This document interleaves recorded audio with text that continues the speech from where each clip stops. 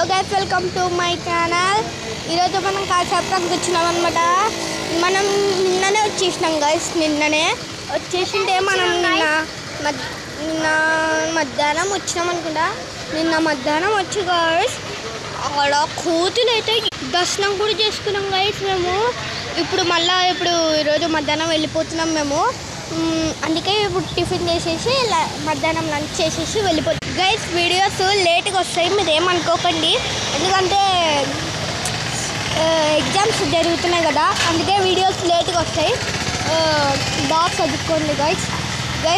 మా చెల్లి చూడండి గైస్, వాచ్ అంతా చూడండి. ఇది చూడండి, ఇక్కడ బటన్ ఉంటుంది, దీన్ని నొక్కితే ఇక్కడ అవుతుంది.